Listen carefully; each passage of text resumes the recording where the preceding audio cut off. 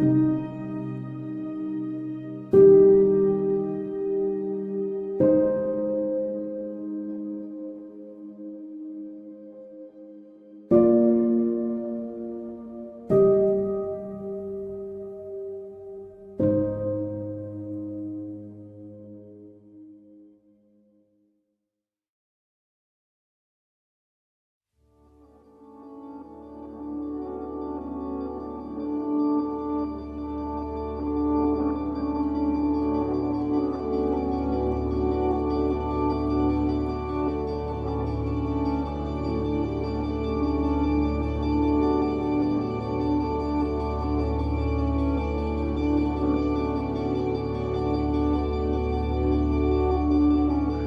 the way that I get lost now in the colors of your skin. And it's how I hear the stars coming brightly. And it's how I'm falling in.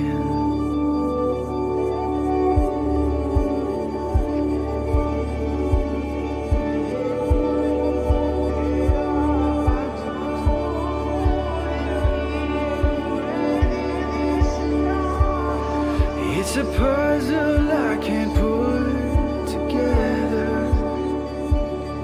It's a song I can't quite hear. When I try too much to put it in the bottle, when I try to hold it in, and so it comes to me in ways now. If I could show you how it starts, it's the colors from your heartbeat brightly. It's when I see you in the stars.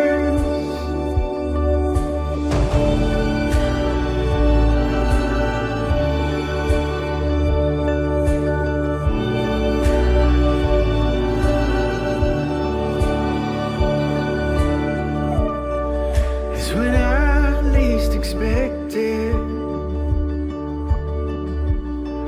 I see beauty all around, and it overwhelms my body, don't it? Like a light without a ground. It's when I glance you from the nothing. It's from the space between the waves. Well, it brings me high like I'm needed, but it's hard to stay that way. Well, so it comes to me in ways now. If I could show you how it starts, it's the colors from your heartbeat brightly. It's when I see you in the stars.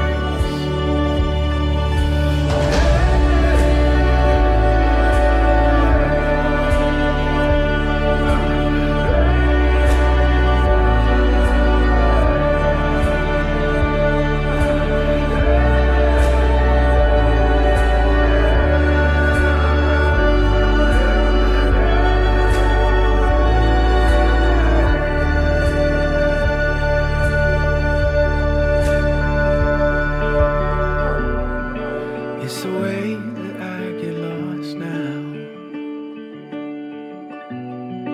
in the colors of your skin. It's how I hear the stars come brightly. It's how I'm falling in. And it's how I'm falling in. It's how I'm falling in. It's how I'm falling in.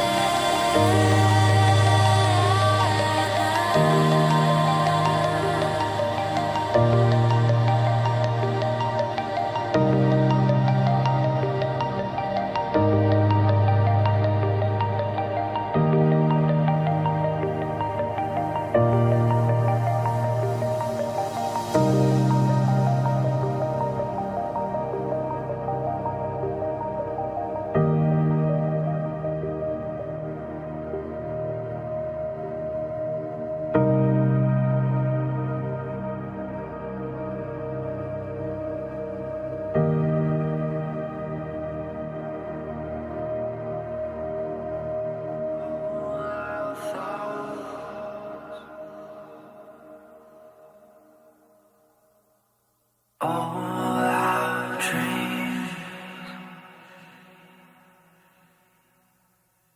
all of our feelings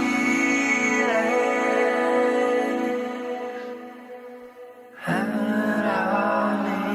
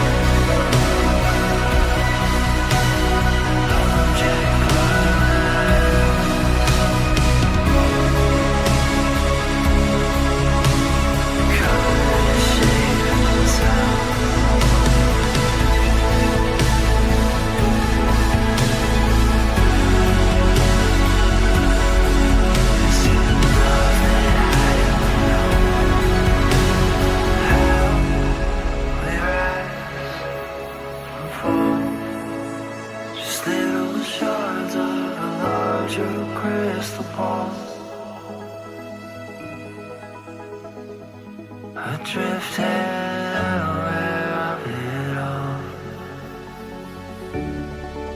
just squares and circles.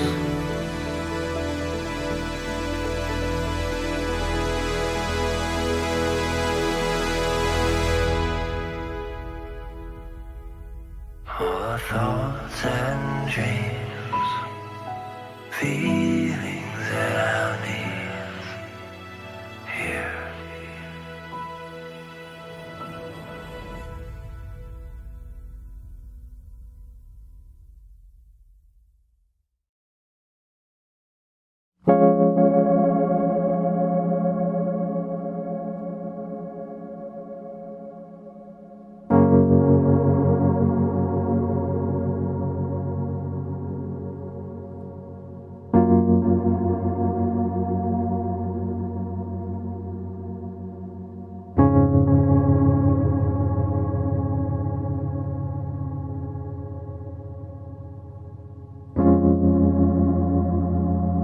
Sitting by the waterfall,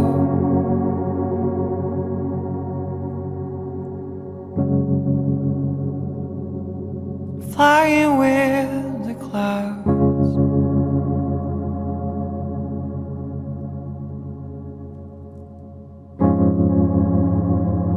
crystals dancing in the sun.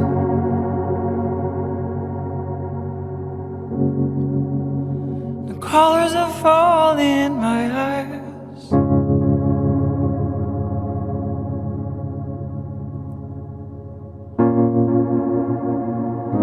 Time don't exist anymore. Only pictures of light and pictures of darkness.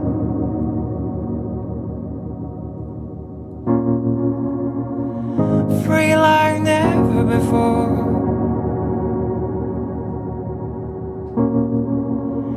Like a river in the rain.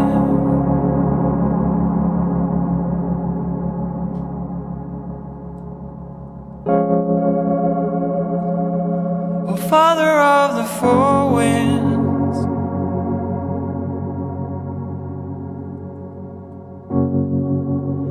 take away my attentions.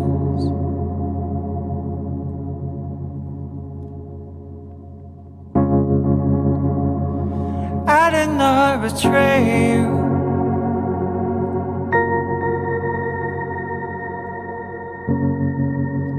I did not forsake you.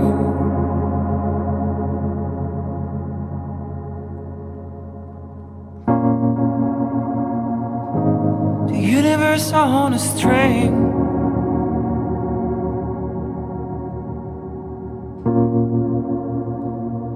drifting in all directions.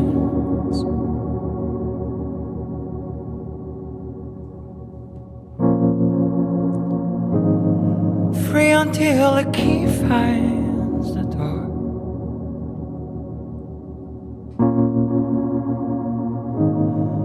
Free like never before.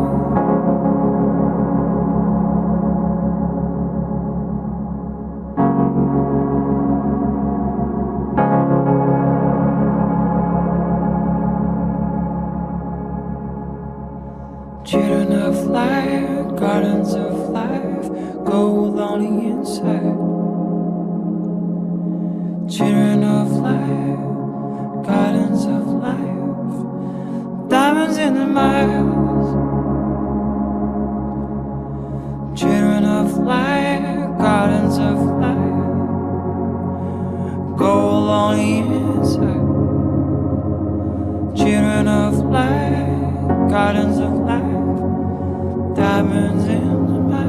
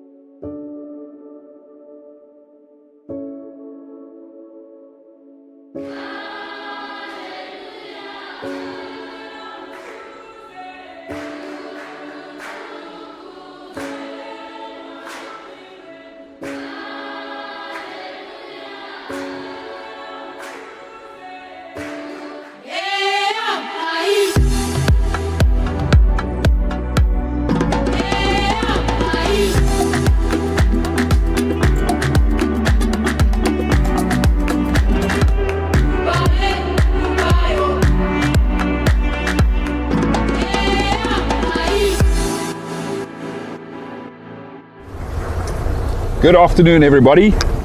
Welcome to another brilliant afternoon here on the Rietspruit Game Reserve with myself, Gareth Poole, and we have Andrew on camera with us this afternoon, and we have been graced with the presence of Charles with us this afternoon on drive as well, which is really, really cool.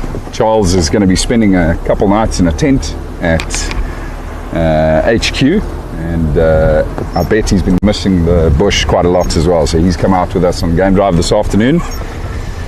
It's a warm one, quite toasty. We set out from camp about half an hour ago. Just been looking for signs of lions, to be honest. There were reports of a male lion roaring in the sort of nearby vicinity to where we're operating right now, and I'm hoping that it'll be all three brothers together, but possibly just the one injured male We also have fresh tracks of, or relatively fresh tracks of what looks like No Hope and her calf, the white rhino cow with her little baby. They were headed up this way too. Still got tracks on the road here, in fact, so really hoping we might bump into them. But the mission is to try and find these male lions and to check in on the injured male, see how he's doing. And yeah, we'll see where it takes us and what we might discover. But very, very excited to have you all with us.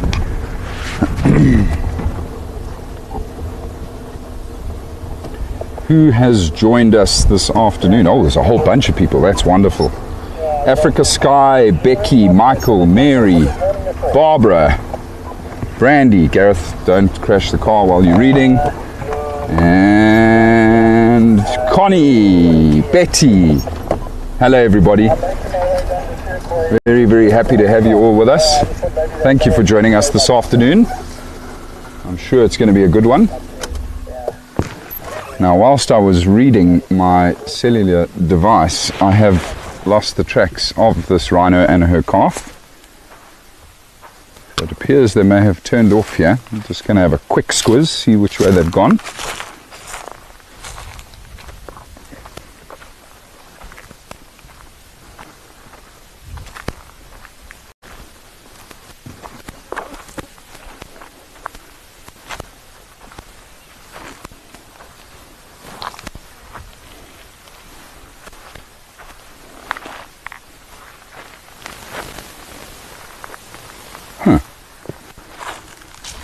Nothing.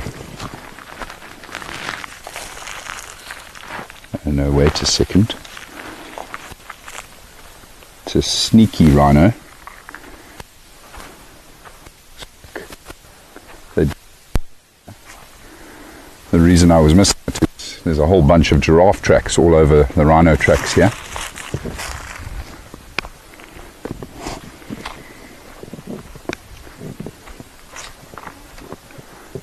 I just want to confirm that it's definitely the mother and the calf that have gone down here. I'll be back with you shortly, everybody.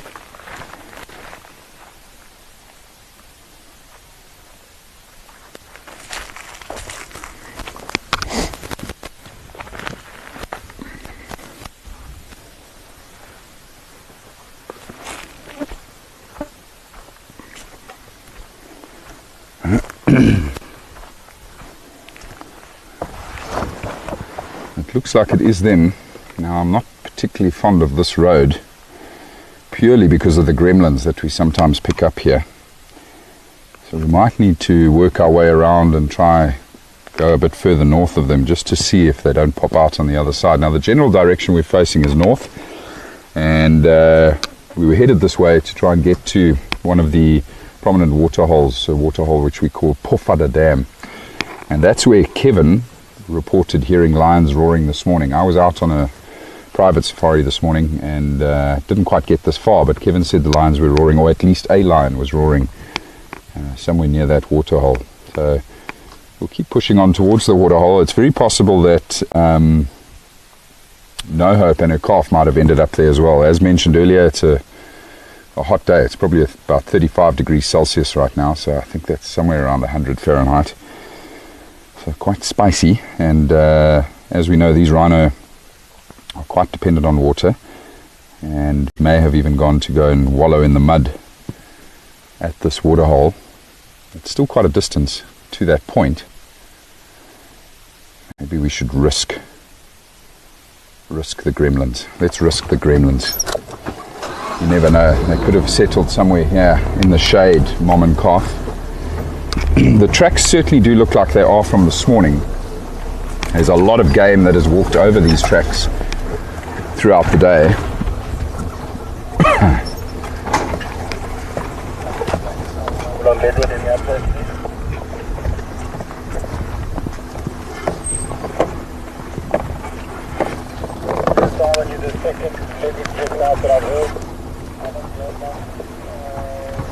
Quite a bumpy road this as well.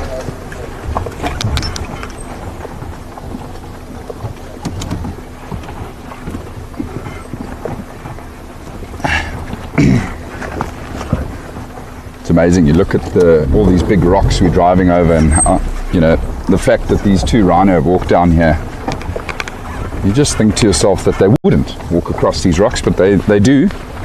And it's amazing how rhino and elephants are actually quite comfortable with walking over rock. Big rocks.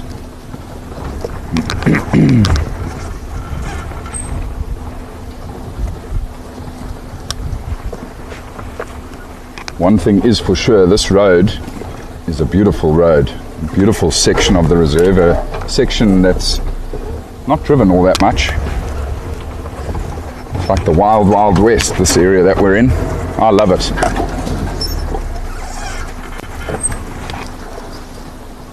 That resident male leopard, the one that I always refer to as the ghost, always comes along here as well.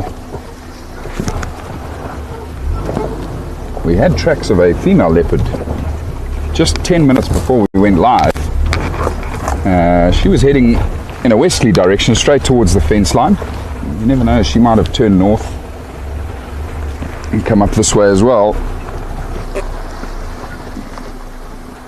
Oh, here we go. Tracks of the rhino are certainly still here.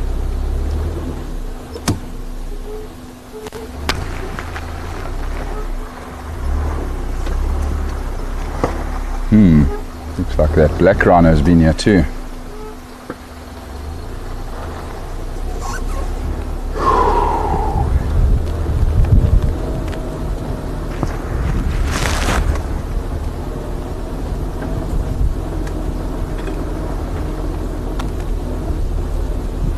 It really does open up quite beautifully in this area, and big open sort of grassland that we're in, which is why these rhino tend to move through this section. I've just heard an oxpecker. Just have a quick look around. I don't know where that oxpecker's flying to our right, and it came along this little dry riverbed on our right hand side here.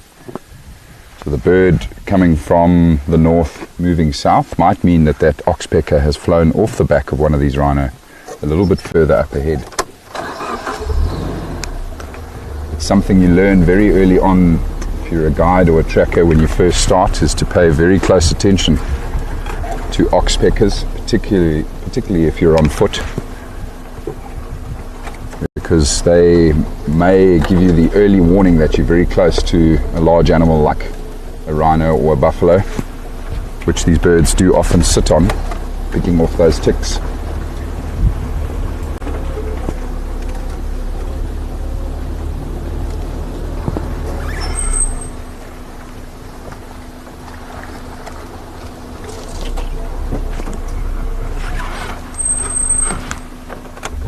What did you hear, Charles?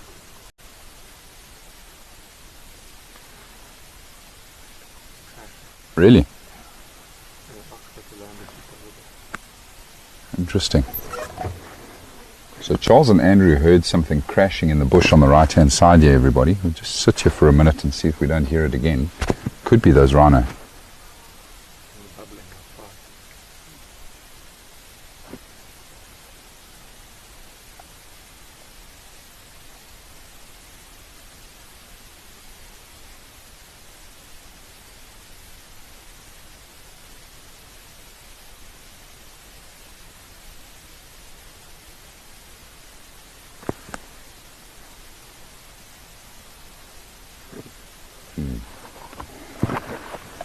I'm just going to quickly have a look. You never know, a rhino could be resting somewhere close by here.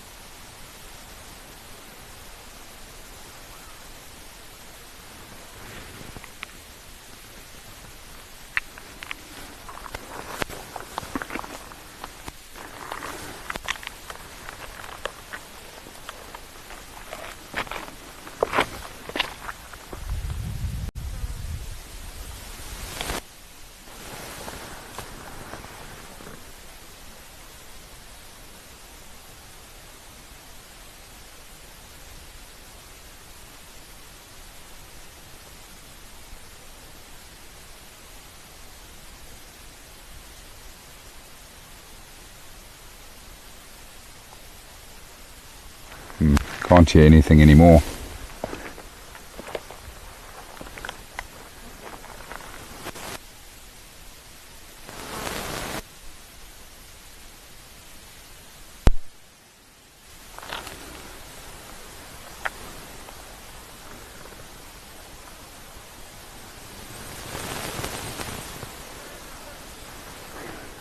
Just having a look around here to see if there'd be a way for us to get the jackal across this riverbed, but it doesn't look promising. There's a heck of a lot of rock here. Oh, the oxpeckers have fallen off again from on top of this ridge.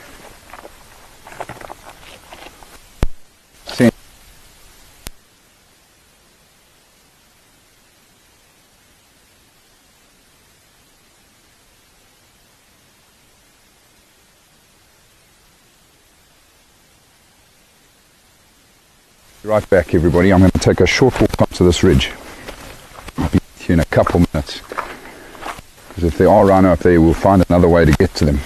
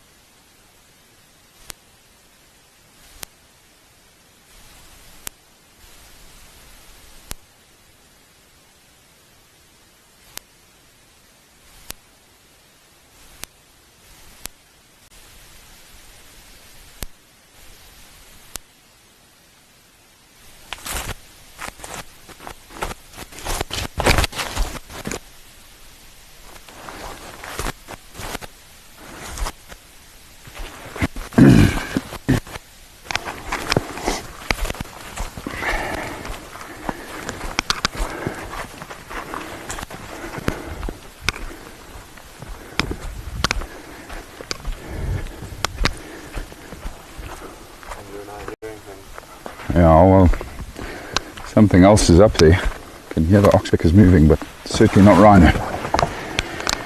Hello everybody. Nice little bit of exercise there, but sadly no rhino up there. But nothing ventured, nothing gained. It must have been something else, maybe a kudu or some giraffe that those oxpeckers were on. And what was heard running through the bush there.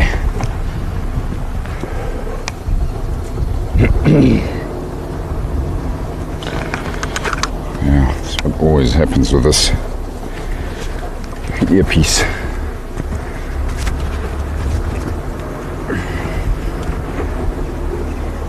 Yeah, I can still see rhino tracks here on the road.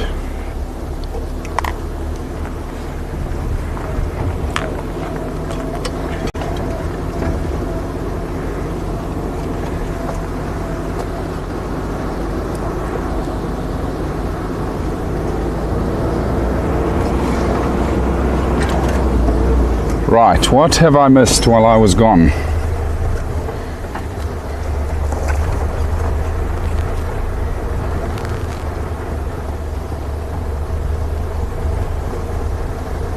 I see there's a lot of chat about the upcoming safari. Very, very excited. Probably not as excited as you ladies. It's not long now. It's going to be amazing. Can't wait to meet you here on the Rietspruit.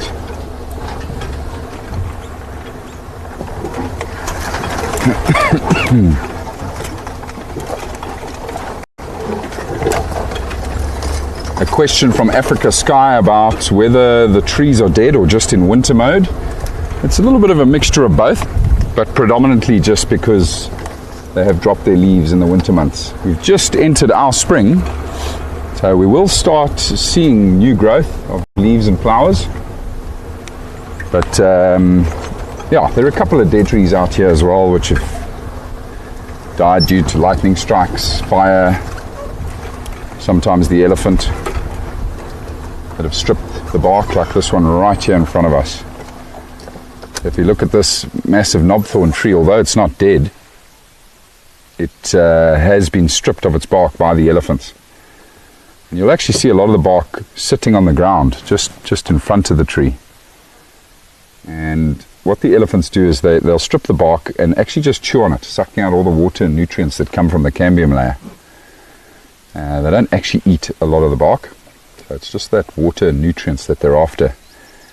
But of course, if they strip the tree all the way around, they've ring-barked it, and eventually that tree is going to die. But it does appear that there are some new flowers sprouting on this knobthorn tree, and I can see there's still a layer of bark on the opposite side of the tree, so the tree will continue growing even with only half of its cambium layer. But once they've stripped it all the way around, then that tree will die.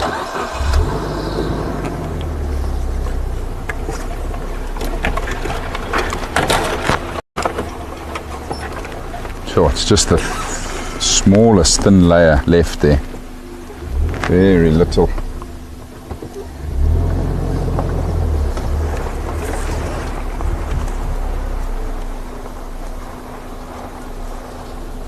Still got rhino tracks on the road here. Off the road in an easterly direction, and if it's maintained this line, it should come out on Hippo track, on the western side of Hippo track. No visual now.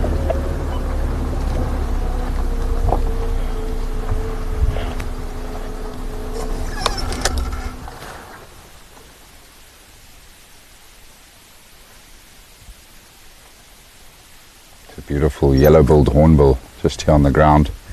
Now I stopped because I thought I heard an impala alarm call.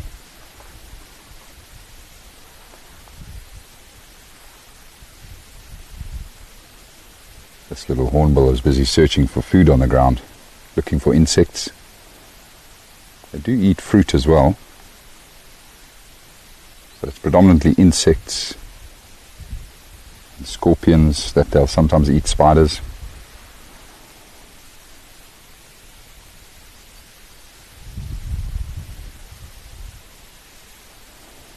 Michael has asked a question about whether we wrap the trees here with chicken wire to protect them like they do in the Sabi Sands. The answer is no, we don't. And yes, because there isn't that many elephant here, we're actually hoping that these elephants are going to help clear out some of the bush here.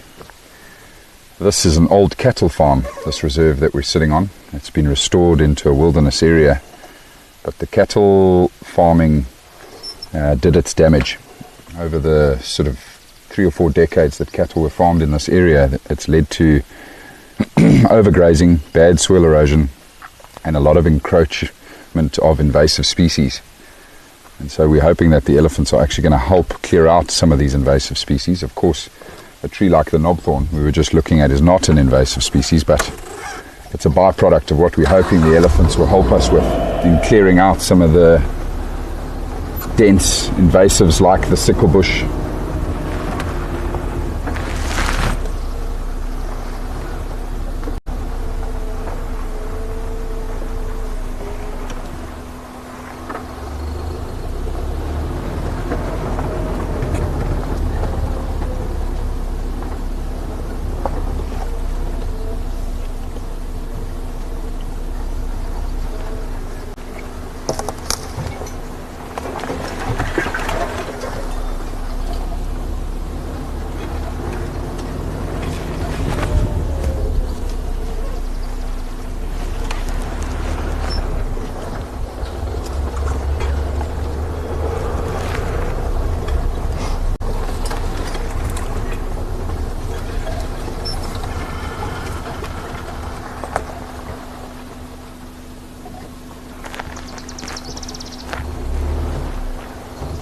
Certainly a lot of fresh giraffe tracks in this area.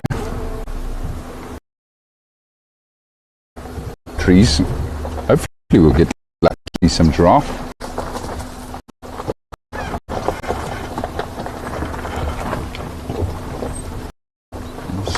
Certainly are abundant on this game reserve.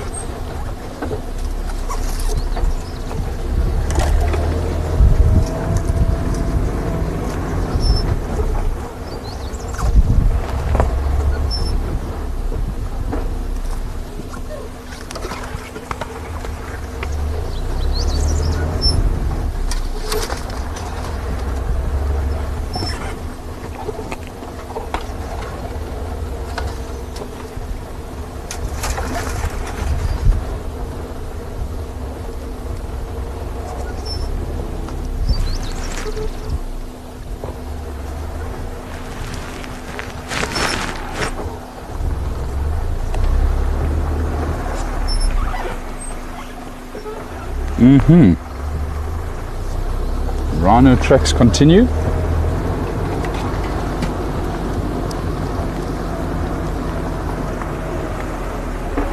Still no tracks of the male lions, however.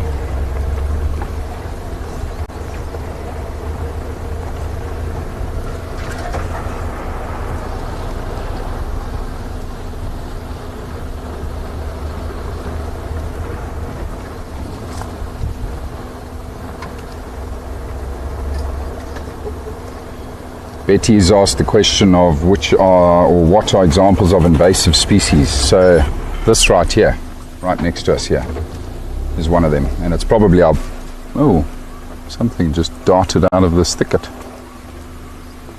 A little antelope, a little steenbok. So this is called Dicrostachys, or sickle bush, And this is the biggest problem here on the Rietspruit Game Reserve. There's lots of it. It's everywhere. It's one of your biggest invasives that have taken over here since the cattle farming. Others, however, are raisin. There's a number of different species of raisin trees or bushes that grow out here. They're also very invasive. And then bush willow, red bush willow. So those are the three species we're really trying to remove in areas, not across the entire reserve, because they are actually indigenous. But in certain areas where we can clearly see the signs of overgrazing and where the soils have become broken or disturbed because of that overgrazing. Those are the areas that we want to clear of these invasive plants.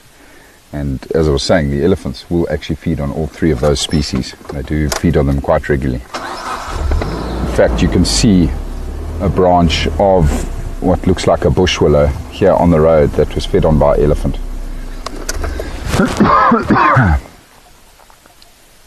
So it's a slow process because elephants don't always take out the entire tree. They'll break branches off, break a branch off, keep walking, and they've then stripped the bark off of that branch, which you can see there. So it takes time for them to clear out the bush.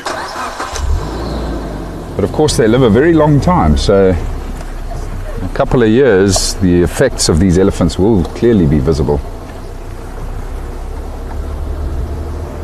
But we are helping speed up that process. We actually remove on a regular basis a lot of these invasive species. But it's a labor intensive process and costs a lot of money, so it's also quite slow for us.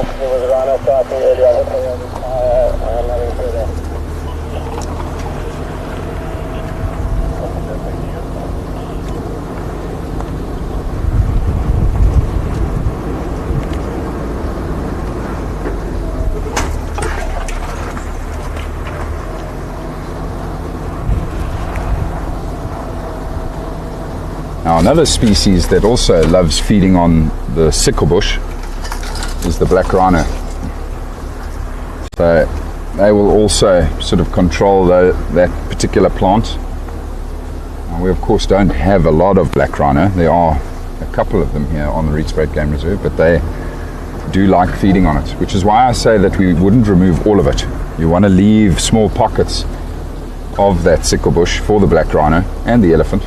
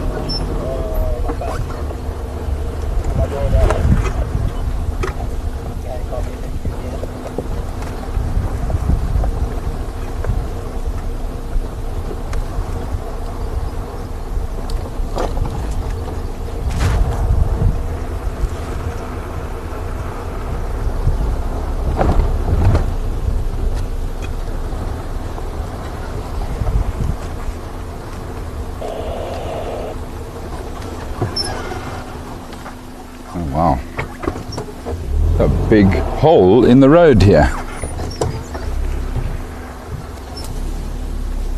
That looks relatively new as well.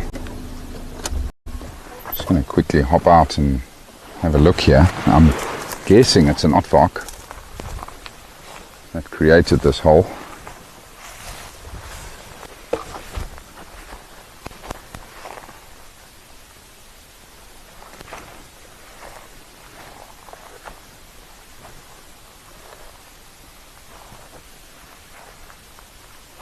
My goodness.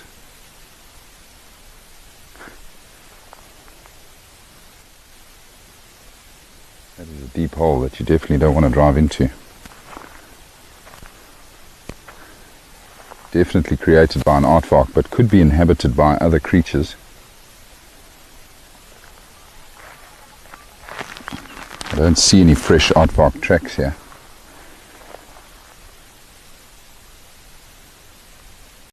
I'm guessing it might be warthogs that are using it at the moment. Now they won't be in it right now. The warthogs will still be out feeding. They'll only come in here just before sunset. These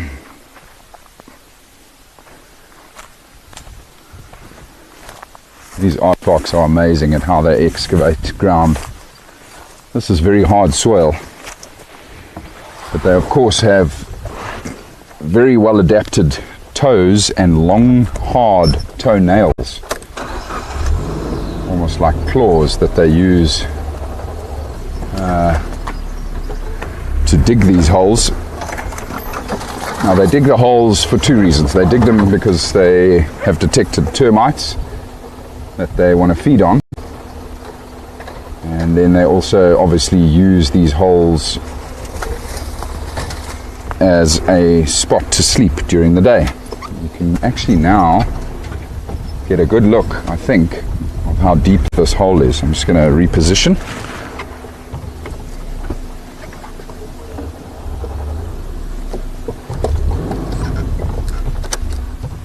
Quite amazing. Sometimes these Aardvark dens or burrows will go about 6 to 8 feet underground, and they will create like a little chamber down there that they sleep in. Warthogs will come along at a later stage and excavate it themselves and make it their home. But like I was saying earlier, there are a number of different species that will use these holes, warthogs being the most common one, but also the painted dog, and the spotted hyena, honey badgers, porcupines, snakes like the African rock python, those massive snakes.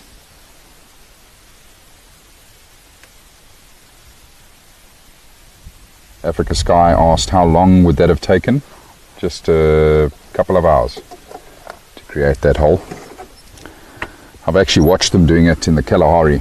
A different type of soil there.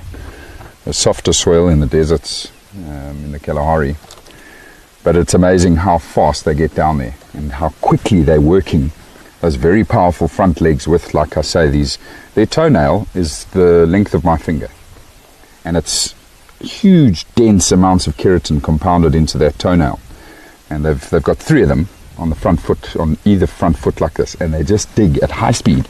You literally just see sand flying out from underneath their back legs. It's amazing how fast they go underground.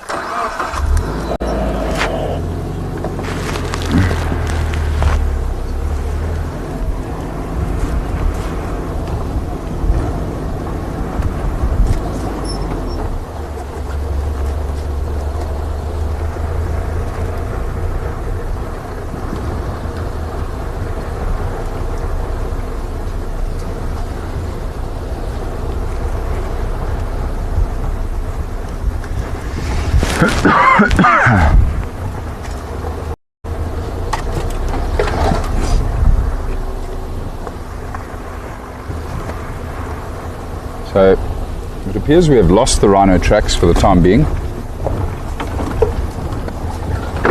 but their last tracks were heading north, so they were coming this way, and we're not too far away now from the waterhole I was telling you all about earlier. I'm hoping they may have ended up there. This is of course the same waterhole where I want to check for any signs of the male lions.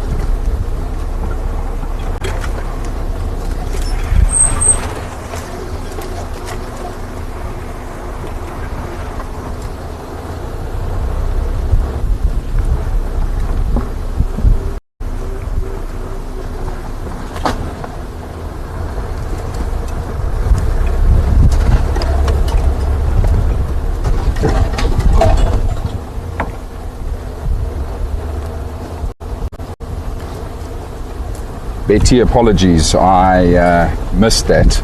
I assume there were footprints that you were referring to at the entrance of that Aardvark burrow. Betty was asking which footprints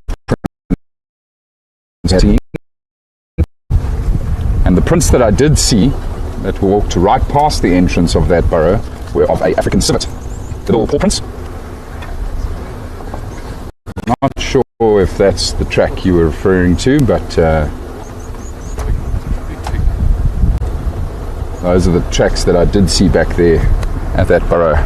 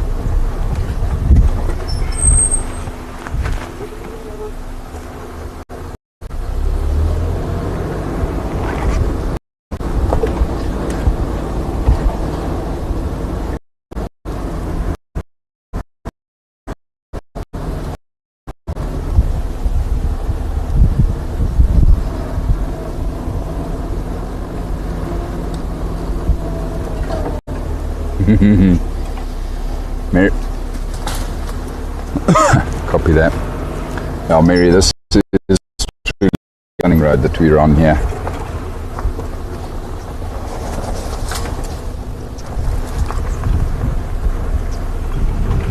This area, as you can see, is actually quite open. A lot of big open patches here. And I would imagine this is an area that was not as affected by cattle. They might not have even had cattle in this section.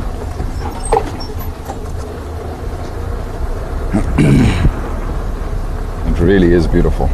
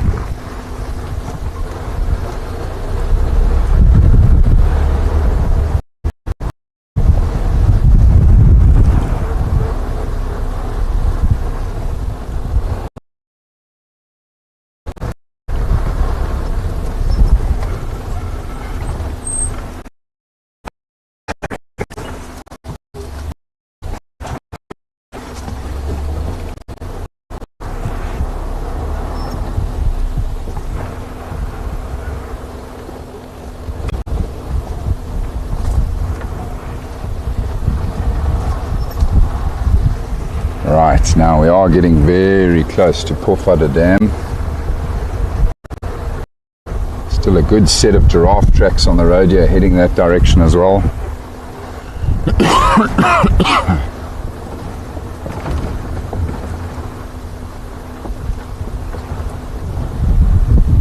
Often bump into rhino along this section. You can see large amounts of their dung along the road here, white rhino dung.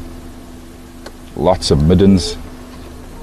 None of that is particularly fresh, but they are often in this area.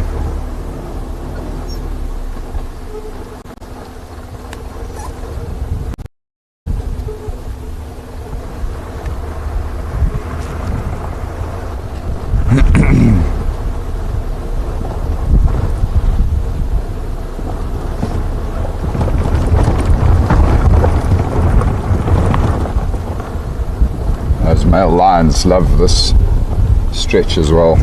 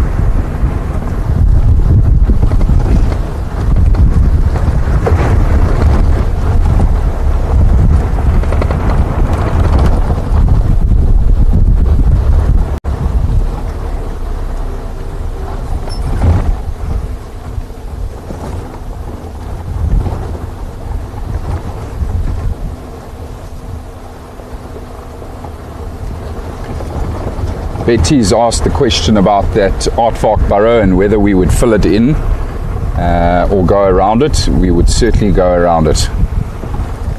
What we'll do is we'll probably just create a track, the exact same route I took to get around it will become the new road. We definitely don't want to disturb that Aardvark or anybody else who might be using that burrow. I'd rather just go around that burrow and leave it be.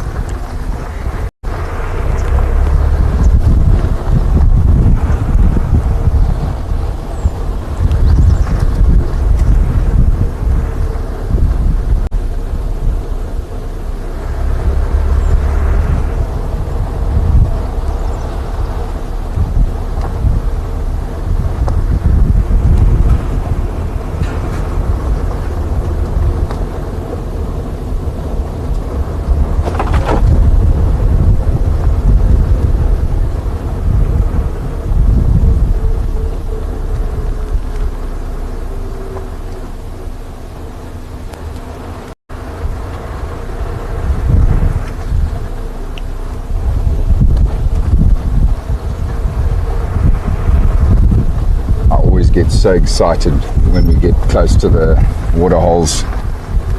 You just never know who's going to be here.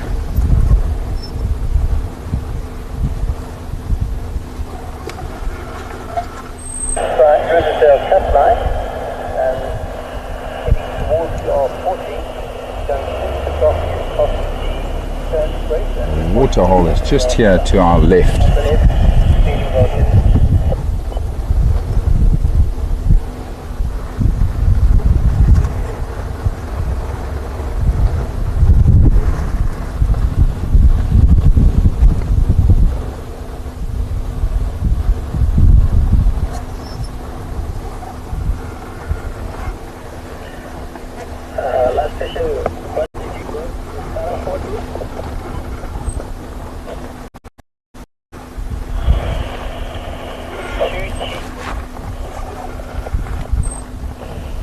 Okay, copy. They are near Leopard base or Rietspruit Black.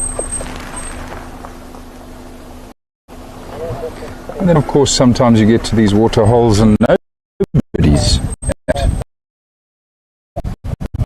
yet. Is awesome, beautiful. Hardy dar ibises on the far side of the water here. I'm just going to stop in the shade. Just spend a little while here, and you never know, something might turn up.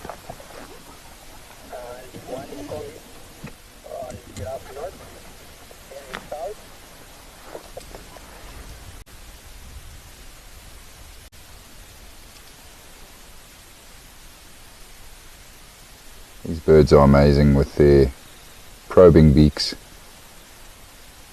Most impressive beaks, which they use to probe into the soft, muddy edges of the dam here. Looking for worms and beetles.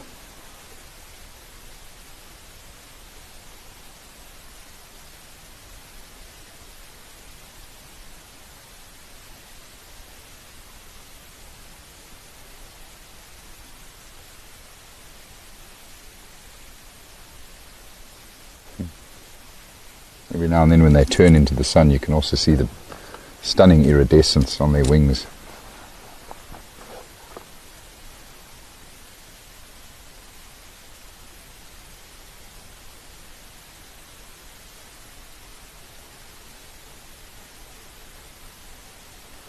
So Michael is asking two questions here. One, have there been any recent leopard sightings? Yes. Must be 3 nights ago. I bumped into a female leopard drinking at Seskan Krip, and I was just actually reviewing the footage today. This was after the virtual, or after the live safari that we bumped into her, but we still filmed her. Oh wow, look at that, hey? Landing on this little island in the middle here. You've got to be careful of crocodiles, you two. Yeah, a really awesome sighting of a fully mature female leopard, which, having reviewed the footage, looked like might have been pregnant actually, which is even more exciting. It was a brief sighting. We only had that leopard for about 2 minutes before it moved off in the dark into some very thick brush. So we just let her be. Oh, how pretty is that with that light on these hardy dars. And then, to answer your question, Michael, about where this waterhole is, Pofadder Dam is literally on the boundary between Blauwbank and Leadwood. We're right on the boundary here. We're actually going to drive up the boundary once we leave this point.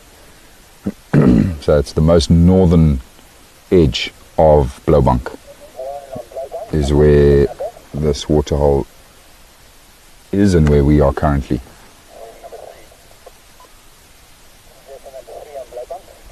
Yeah, I was waiting for that call, Mary. I was hoping we were going to get it as they took off, but maybe just because it was such a short flight they didn't give the call. I'm probing this. I'd love to know what they find in there. There's a species of frog which lives in this mud. Oh, is that a fish that it caught?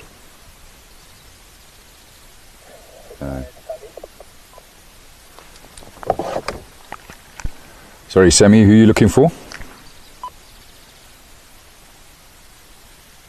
Did you turn on Gara in the morning? Only the pride, the females. They were on Raptor's fence line, on Kaya, just north of Corridor, but north of the Western Dam drainage line.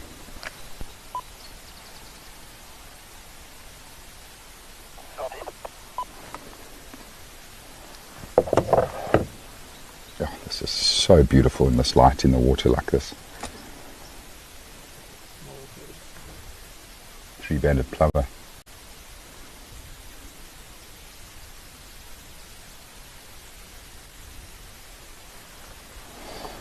Yeah, fingers crossed there are going to be some new little balls of fluff on the reserve. It'd be incredible. Now I suspect that the female leopard we bumped into is the mother of the two younger leopards that we've been seeing regularly. The two kudu krip youngsters. I'm pretty sure that was their mother.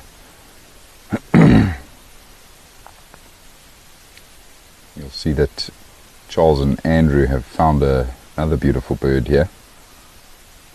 One that we often see at these waterholes. The beautiful little three-banded plover.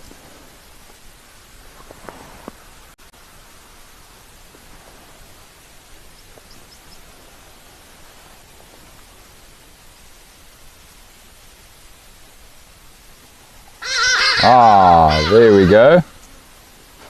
There's the call. Certainly gave that three-banded plover a heart attack.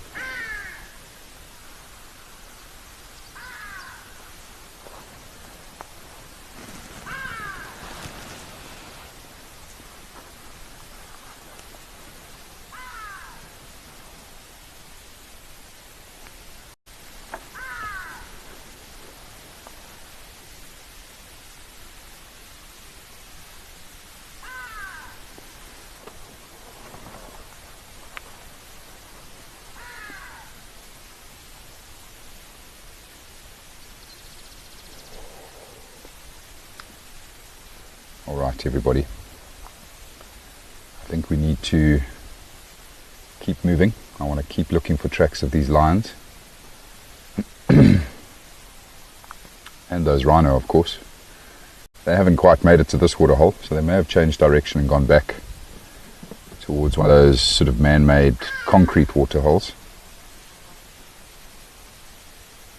But I do now want to check the boundary road between Blauwbank and Leadwood. We know that these male lions often walk along this boundary. Now this is of course the dam that Kevin said he thought the lions were roaring at. So maybe they were almost at the dam before they lay down.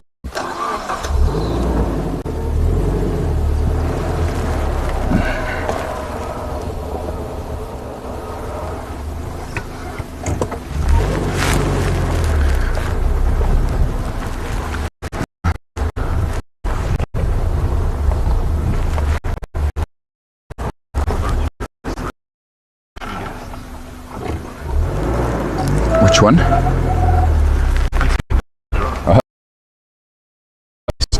Yeah, just to me the side that taken on a private hog. They booked a private dog, and I was hosting them. Yeah, we were on the Rietspruit Reserve.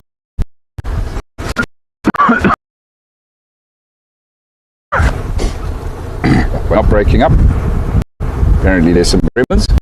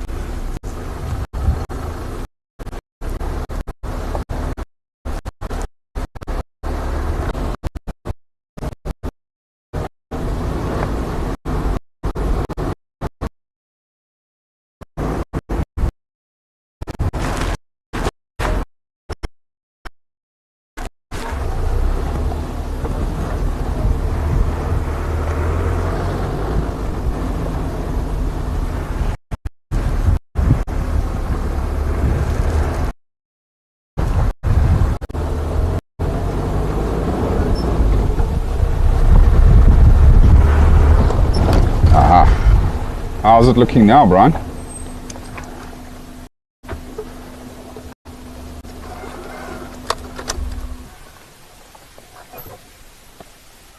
Apologies for the gremlins there, everybody. I know that we are having a little bit of breakup, but I'm really hoping you can all see this beautiful young male giraffe that we've just bumped into.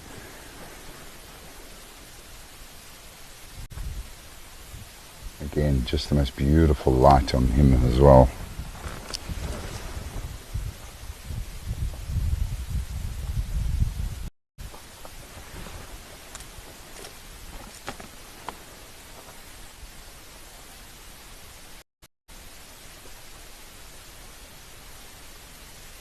Now the giraffes will be in seventh heaven at the moment with all of the new growth that comes out in spring. Lots of flowers, new leaves.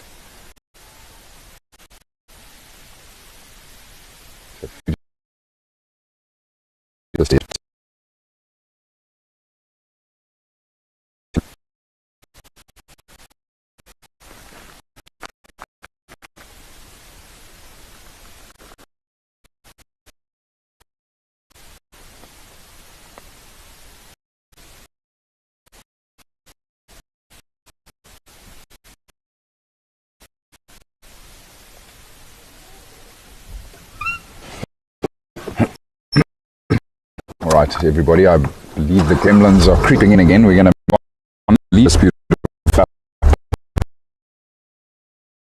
out of the gremlins.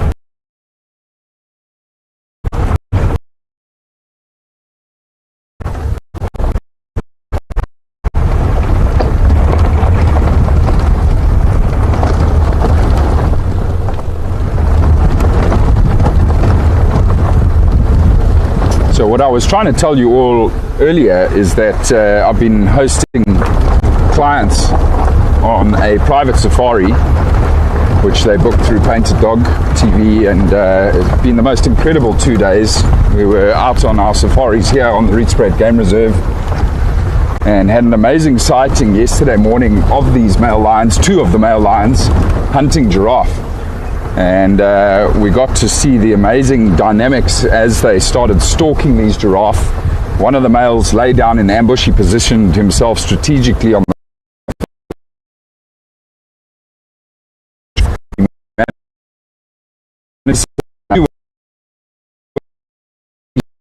the giraffe. Watched as he went at those giraffe. He tried to chase them towards his brother, but he didn't get it right. And he went after them for a couple hundred yards before he eventually gave up.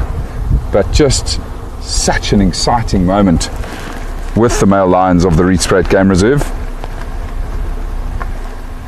It really was an awesome couple of days.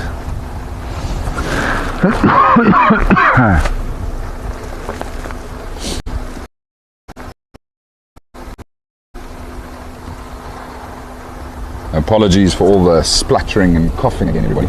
Pick up another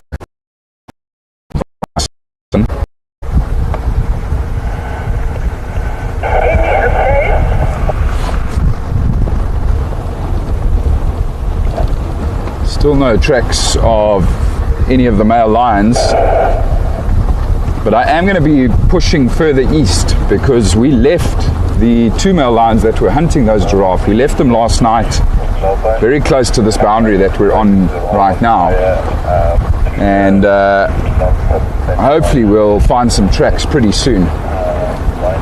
So we'll just go straight up towards their last point, their last position, and see if we can find tracks in that area.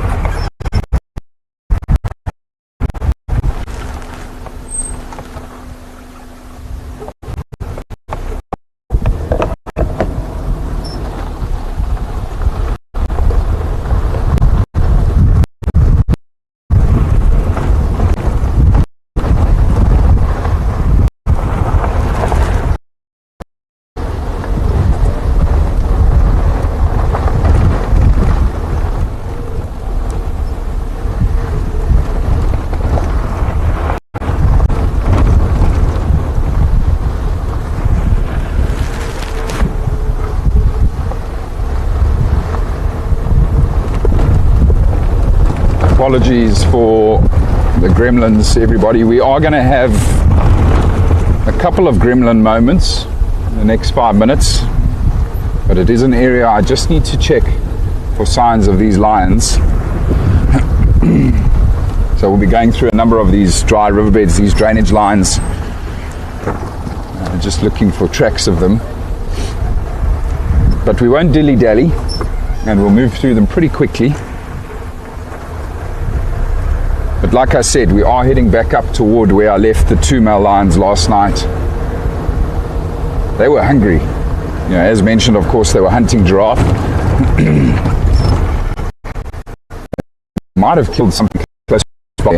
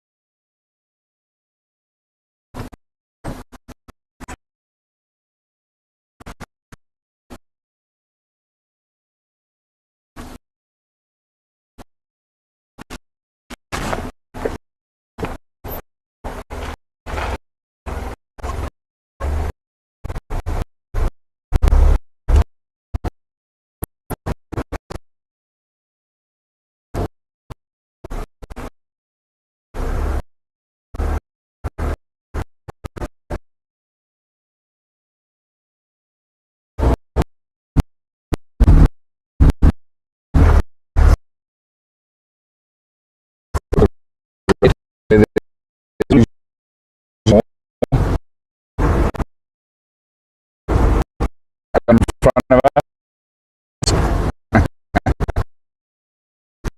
Burn.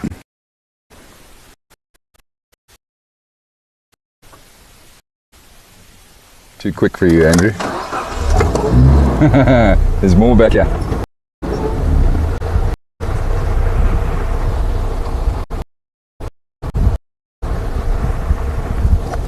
I can see them running here.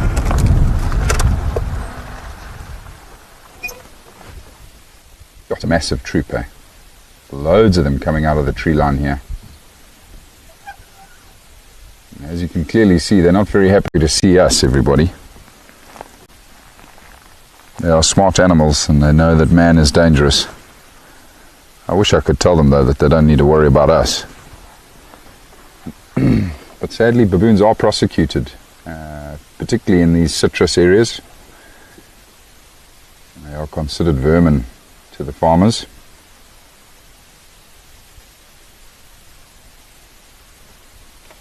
Looks like there's an Inyala down there. Yes, look at that beautiful light on him.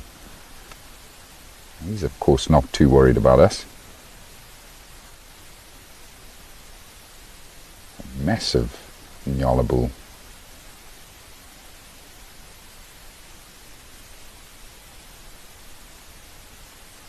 Now, he is quite a distance away from us, and it's really nice to sometimes observe these animals from a distance because it's an undisturbed sighting.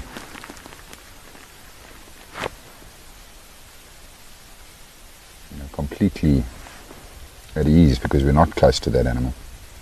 Looks like he's feeding on something, and he's feeding on the ground. Now you must remember that an Inyala is predominantly a browser. They feed on mostly flowers and leaves, sometimes fruit. They do eat grass, but like I said, predominantly it's browsing. So you have to wonder, what is he eating on the ground? And my guess is he's probably eating flowers that have fallen onto the ground from some of the trees around him there. Lost him now.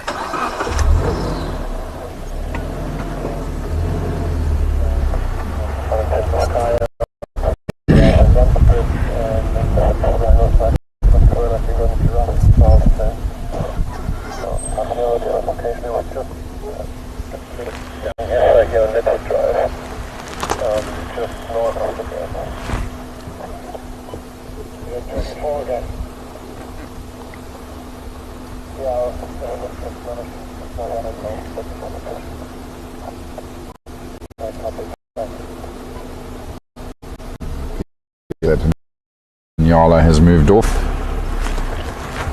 Now figured us out.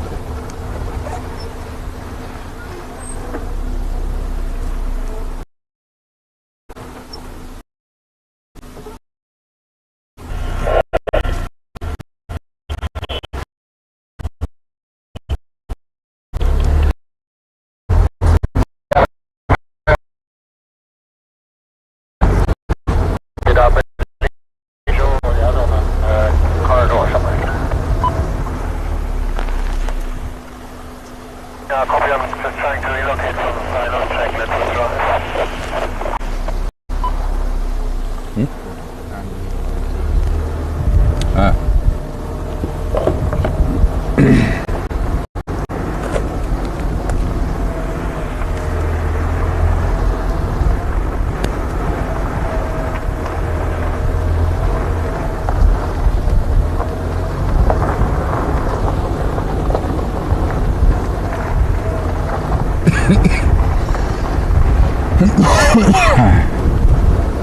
Right, now everybody, it's this road that we're on now, where I would have guessed that the 2 male lions that I was with yesterday would have moved toward.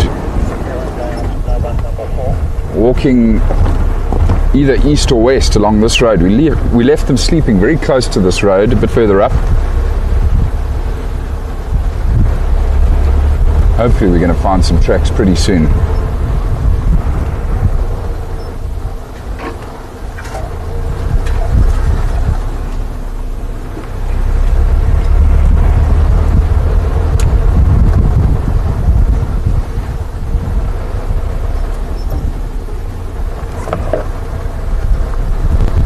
Kevin for Gareth. Yeah, go ahead. Did you have any tracks of the male lions that were around the corner last night? No, I didn't see any this morning. The Pride were on their raptors west of Kaya. The west edge of Kaya was raptors. Look at this, everybody. This is so cool. Processionary worms, caterpillars, crossing the road here. One male lion calling, and he sounded like around Bushveld Dam area, but I think that was the injured one. This is an amazing thing to come across and see, and it's amazing how they all stay in touch with one another by staying very closely connected. So they've all hatched around the same time and are basically now going to search for a specific tree that they want to feed on. And very often it's actually the raisin bushes that they target, but it's amazing how they all move together like this. We followed after you left. They went down Waterhole and headed south. Okay, copy that. Thanks very much, Kevin. I did check around Bushveld Dam and Twin Crossings. There's no sign of that male lion you had audio of.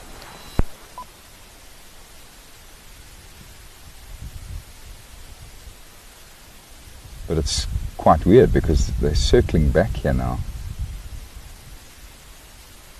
Now we believe that they pick the tree or the plant that they're after purely on scent. I'm just feeling now the wind has all of a sudden picked up, and it's actually coming from in front of the lead caterpillar here toward it. So maybe that's why it's changed direction. I'm not entirely sure. But this is amazing to watch.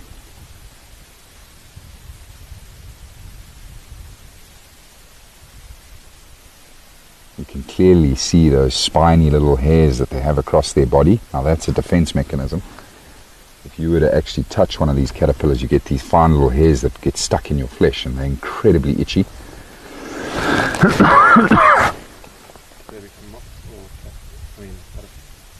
I think this particular species is of a moth.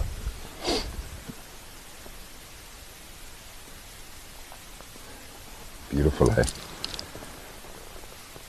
So glad we spotted them and didn't drive over them.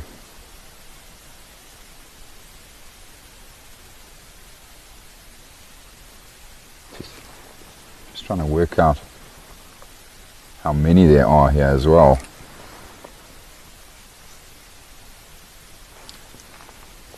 One, 2, 3, 4, 5, 6, 7, 8, 9, 10, 11, 12, 13, 14, 15.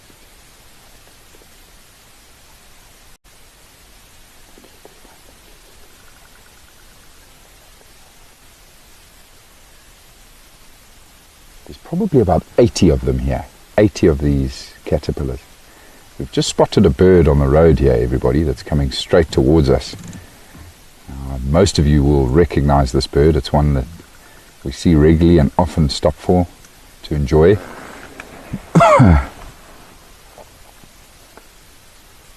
It was the red-crested coron, of course, the suicide bird. Beautiful bird with the most radical territorial display. So yeah, I did a quick count there, everybody, of this procession, and I got sort of halfway along, and I'd already counted probably close to 50. So there's probably a good 100 of them here. It's amazing. And that'll tell you, of course, how many eggs that moth laid a couple months back. Here comes the bird again, by the way. Here comes the coron. I wonder if this coron would try eat these caterpillars.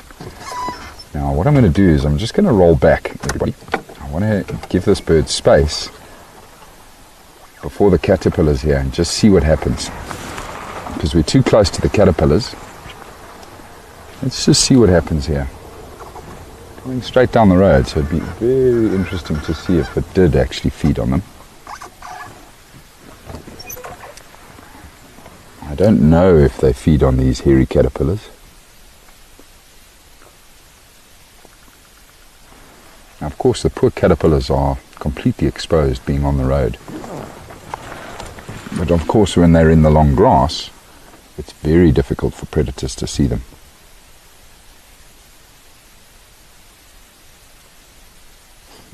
Where's this coron gone now?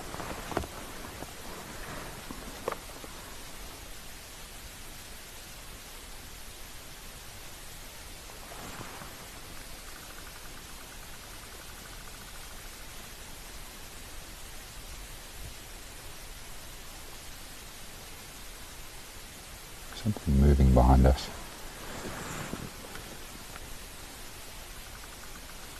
Something small, I suspect.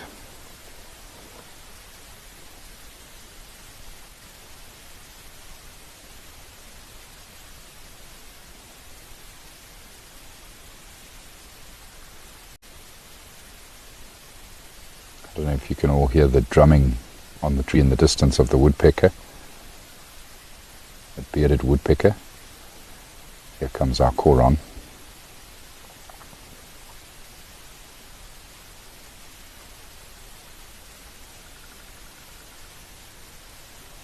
Wide-eyed has asked the question, why is it thought that this toe-to-tail formation is important? It's a good question.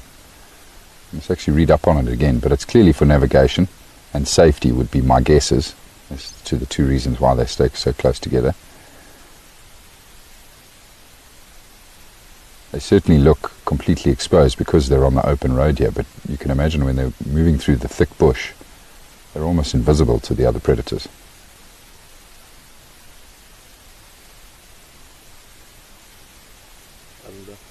Yeah, I see that.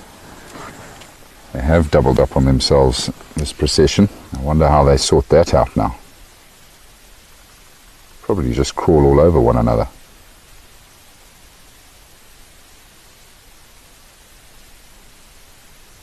That is amazing. They're all stopped now, because now, of course, there's a traffic jam. And then there they go again.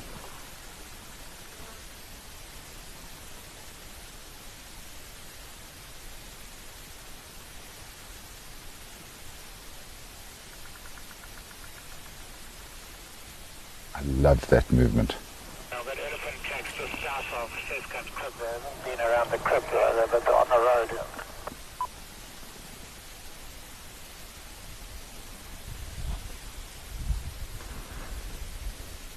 That's interesting. Kevin's just called in some elephant tracks near Sescant Crib, which is of course where I found that female leopard a couple of nights ago, but the elephants haven't been up there in a long time.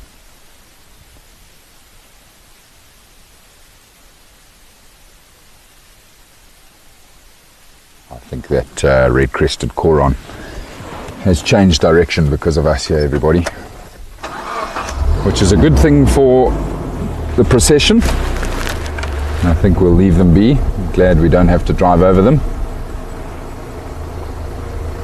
What a treat to have found that, though.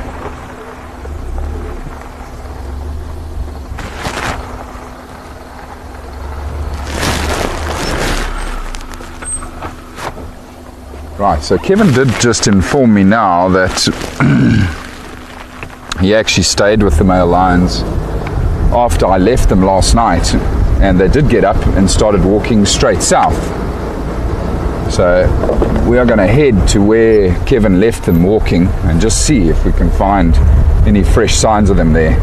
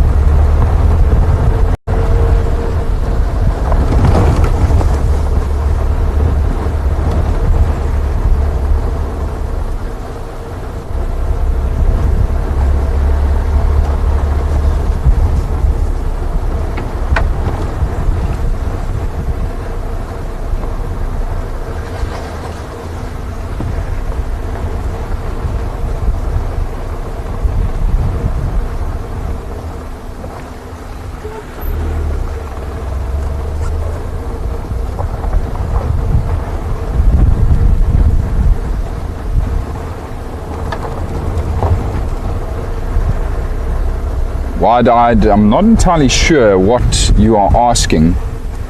I'm not sure if you're referring to your previous question or if you have a new question to ask, but maybe you can just ask the question again.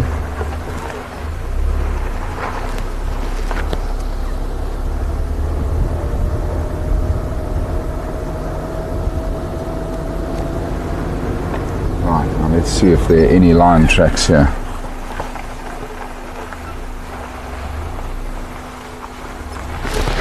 Yes, indeed. Can clearly see the male lion tracks now from last night. Just see if we can see some clearer ones here.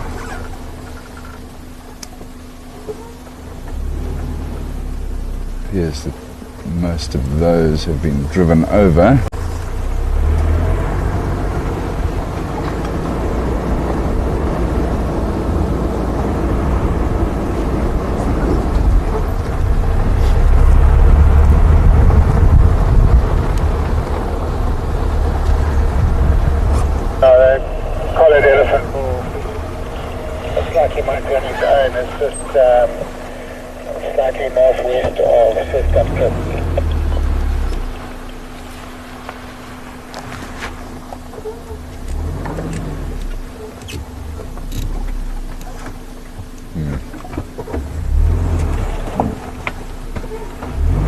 There we go, there's a nice track to show everybody.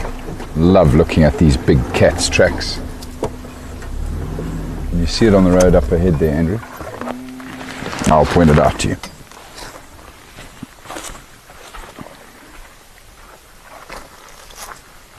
You got this one here? Yeah, beautiful, eh? So the two brothers were walking side by side here last night, everybody.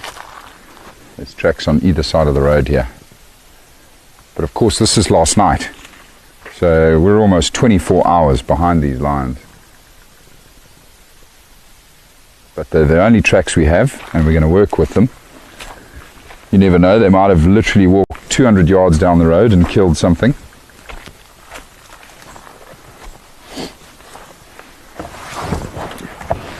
So let's see.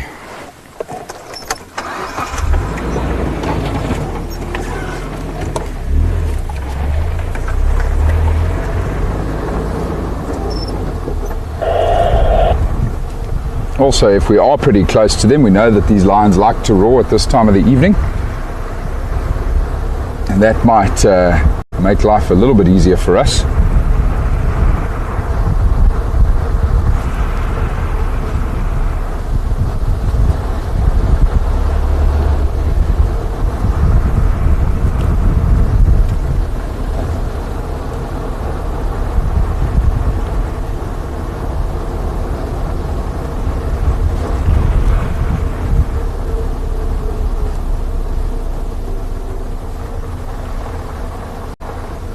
Bye, Shannon. Thank you so much for joining us.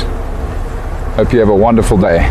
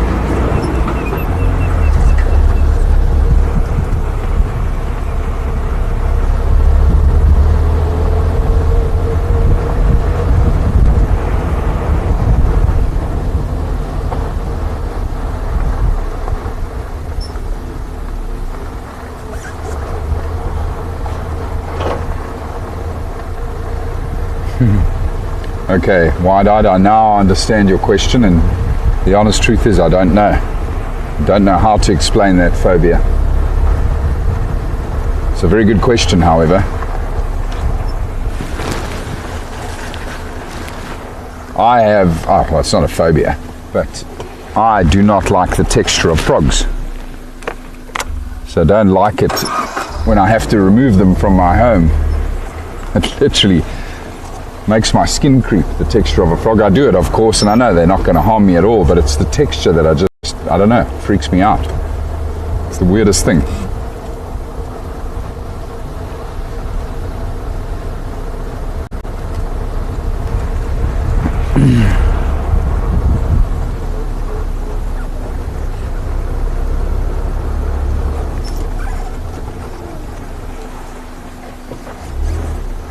These lines are still walking along the road here.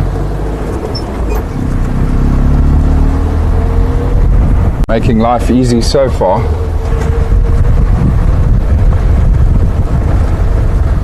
But they could already have, in a night, got to the southern fence line, everybody, which is out of our reach tonight, a couple of miles away. But hoping we'll get lucky. I'm going to stop for a couple of minutes just up on the next ridge and see if we don't get lucky and hear them roaring.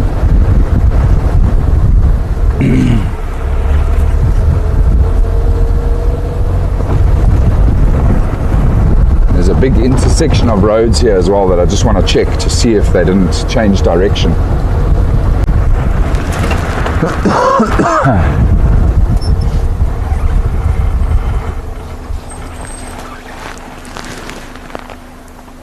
You see now. Looks like they have already changed direction.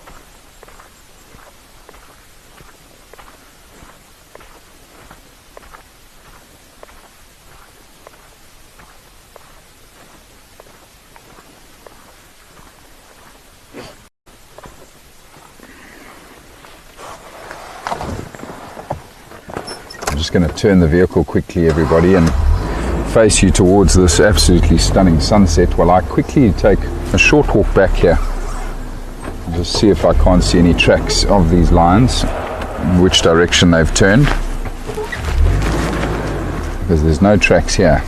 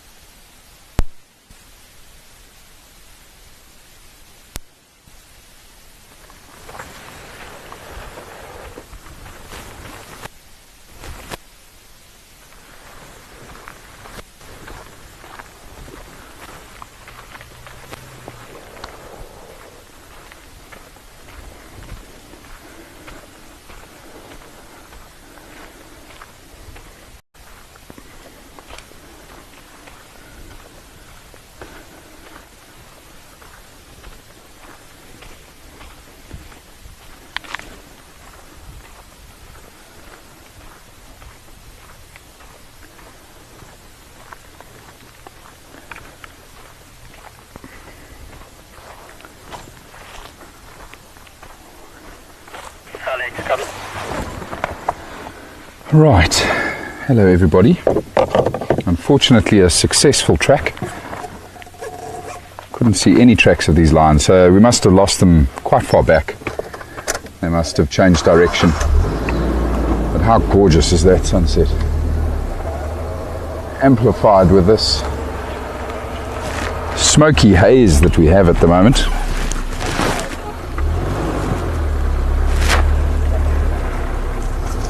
Now I'm just going to go on my gut feel, everybody. I think that these lions probably would have turned further to the east, potentially seeking out the pride. So this road we're on now heads straight east, and we'll see if we find any more tracks here. I'm going to switch off quite a lot as well and just see if we don't get lucky and hear them roaring.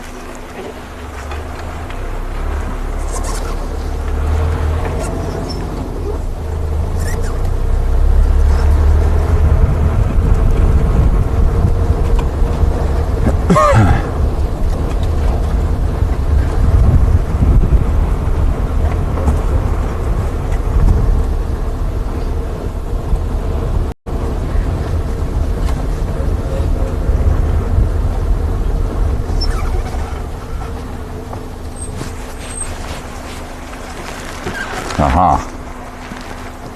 Tracks of one of the males here, so they did go east.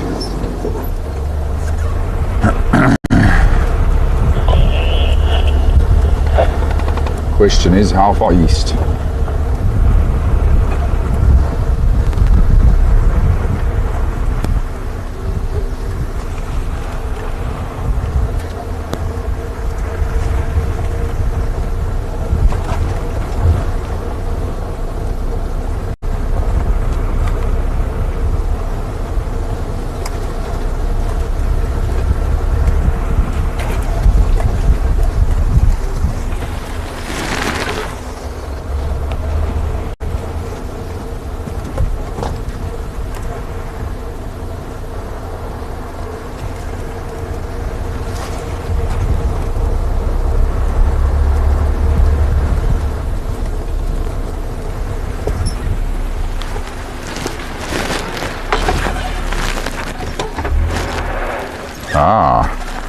Even more exciting. Fresh female leopard tracks here too, everybody. Going the same direction the males went, but the tracks of the leopard are pretty fresh. Come on, leopard. This could be the other kudu krip youngster, by the way. We're not very far away from Lowveld of South Africa, which is the core of her territory. It could also be the mother. I'm pretty sure all three of these female leopards still have territories very close to one another. A female leopard, a mother, will usually give up a slither of her own territory to her female cubs, just so that that's a starting point for them. You know, they have an established protected sort of area at the start of their independence.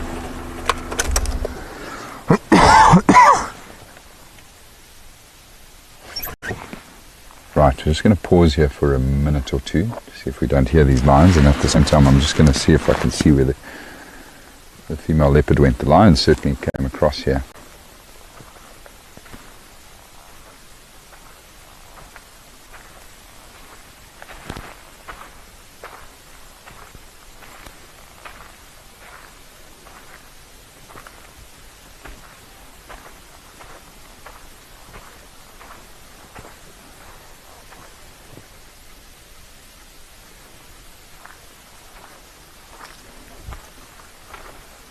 And so did she.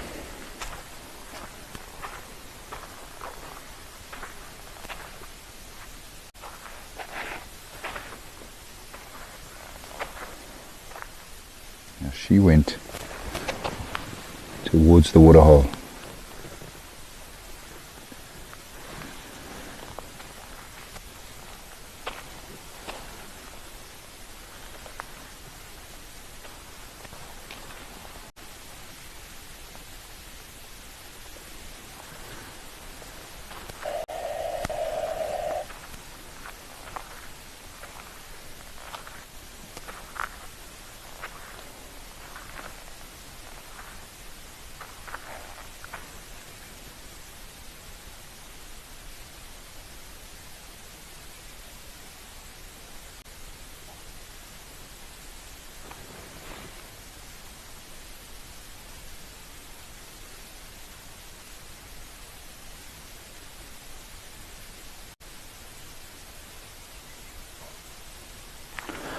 Some alarm calls up ahead here, guys.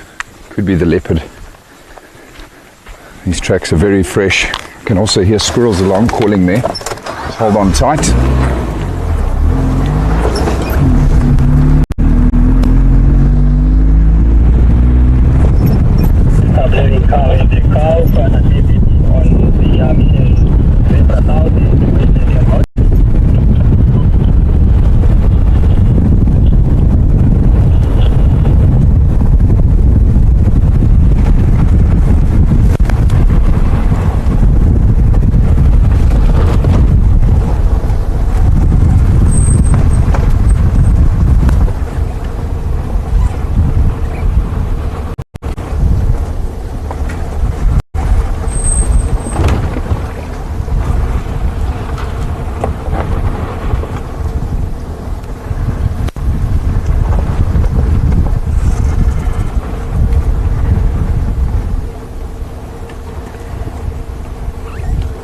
There's a drainage along here that I know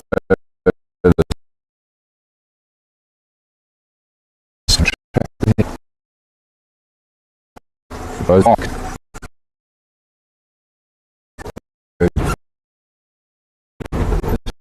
yes, and again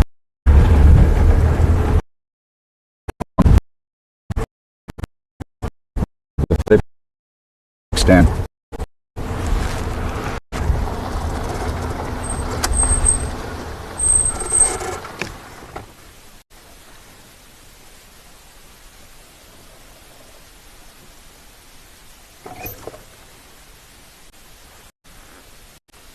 Now these barks were coming from Inyala.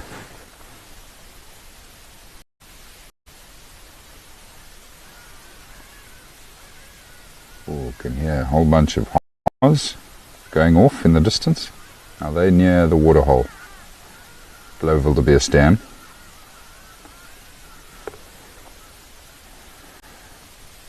I think we might need to go that way quick, everybody.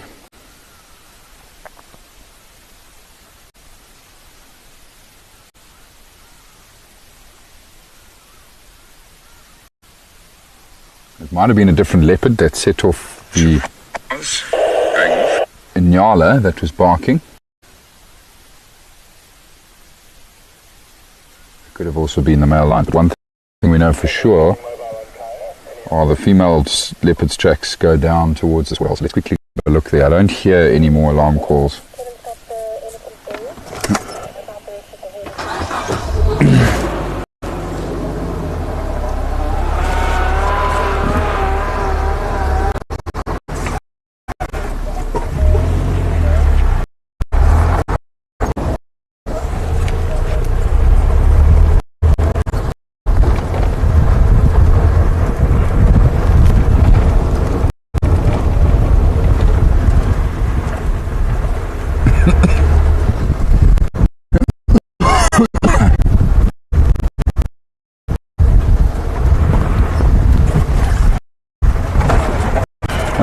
bit.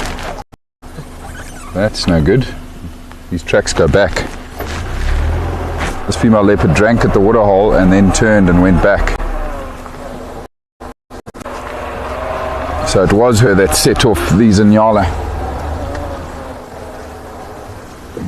Even fresher set of tracks on the road here now of her going the opposite direction.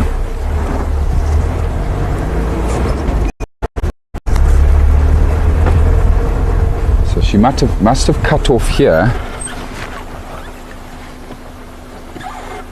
would be my guess, and was heading up away from this drainage line, and that's when the Inyala spotted her.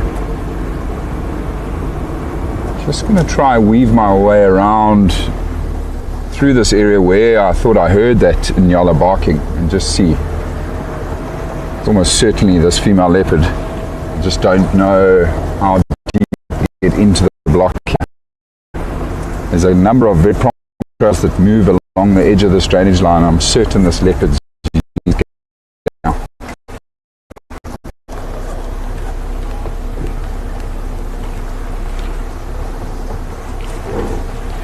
Just hope that we can continue following these game trails.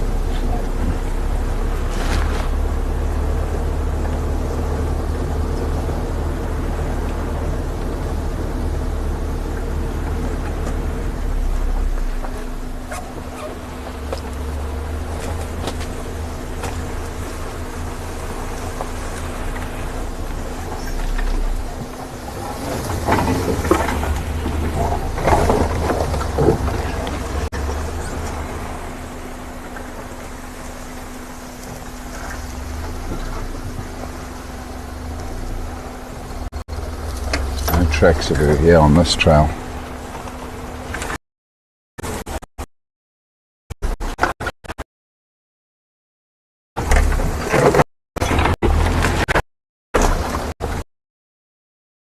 Now there's another road that cuts across us further up.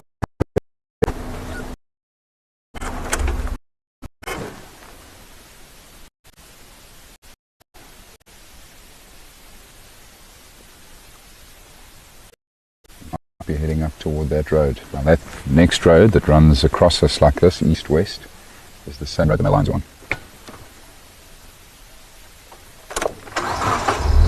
Charles, how low can you go? Good man.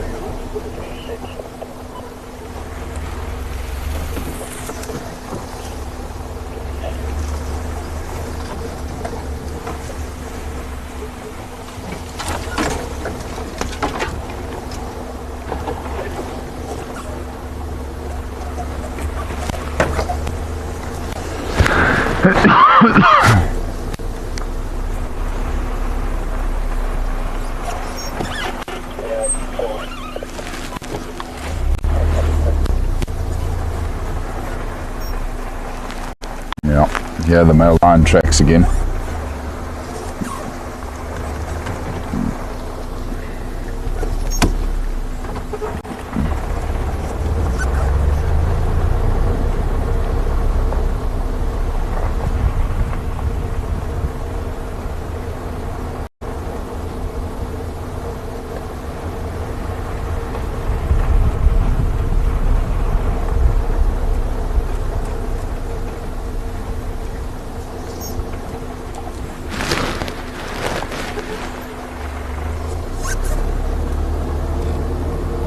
Haven't seen the leopard's tracks again yet, but that Inyala was barking behind us now.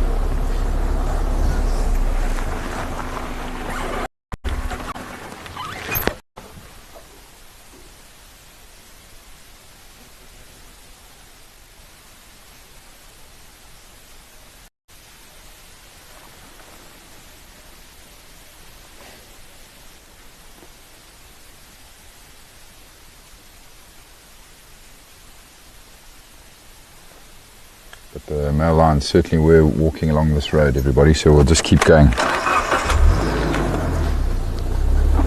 Fortunately, I think we might have missed that leopard.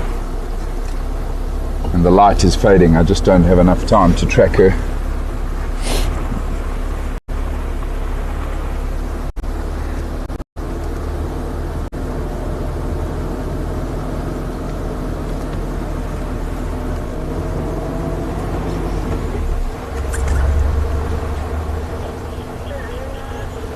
On Lowveld, number 6.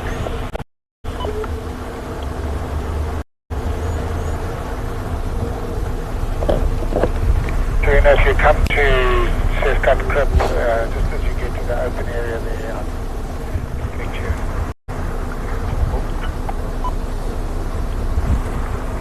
Kevin for what?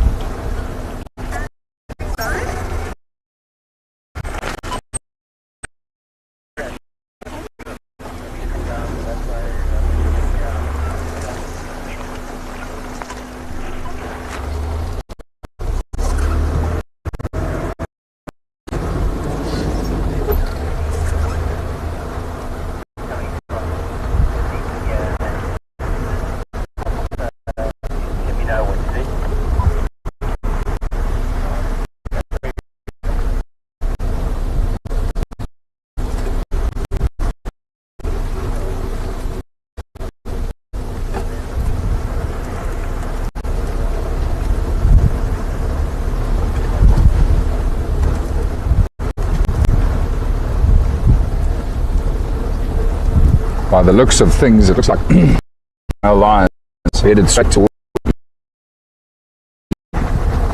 Good chance that's where they are.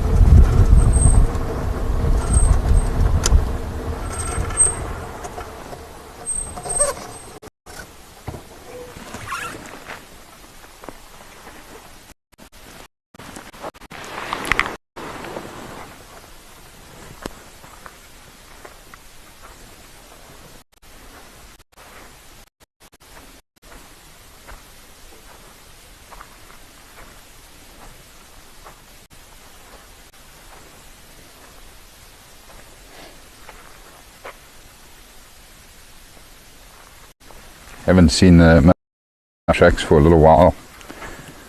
They must have just gone off the road again. But very likely still heading east.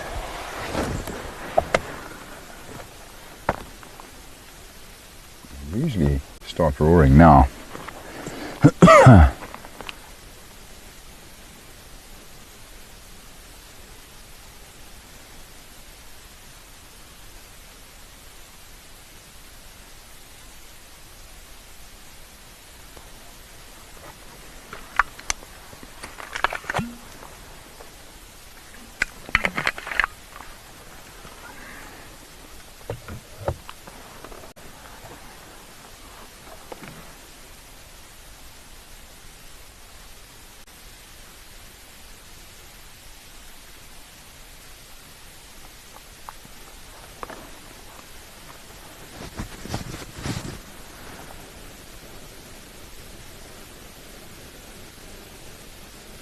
It's the clearest those mountains have been for the last week, with all the fire and all the smoke that's been around. Such a beautiful silhouette.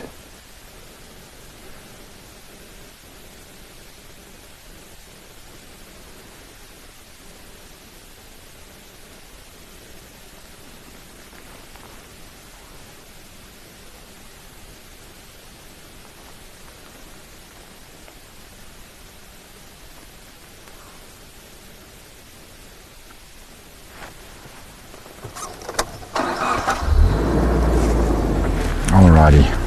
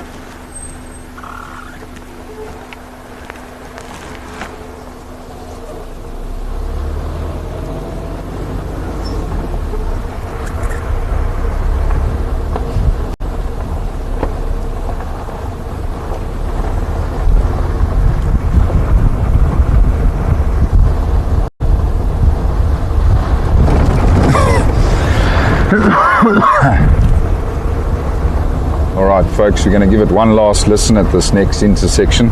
I don't see any tracks of these male lions anymore. They must have gone across this road maybe a bit further north of us towards the eastern fence.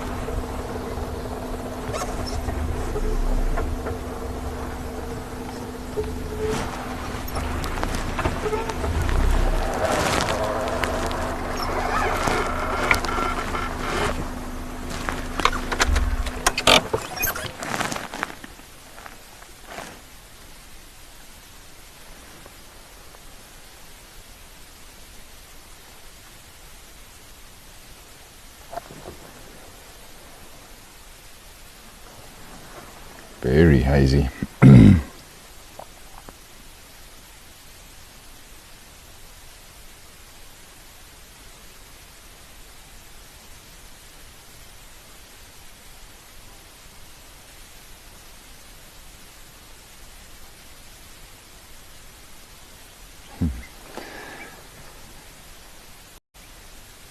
That's a very good point you've made there.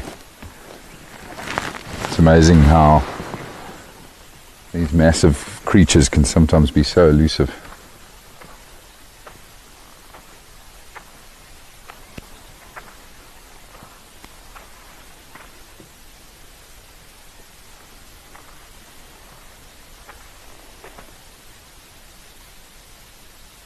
I worked with many trackers over the years who always would tell me that if a leopard or a lion wants you to see them, you'll see them. But if they don't want you to, you'll never find them. Maybe those trackers were right.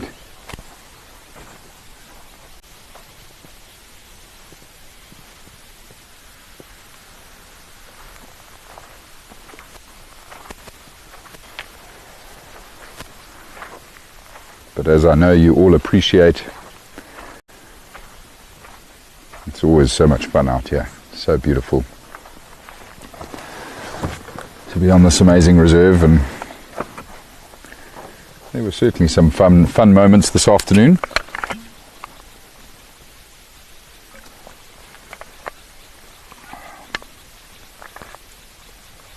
And I certainly enjoyed sharing it with all of you. Thank you for joining us, everybody. Thank you for coming with us, Charles. Thank you, Andrew. So, that's a wrap. Thanks, everybody. Have a wonderful day. We will see you all very soon.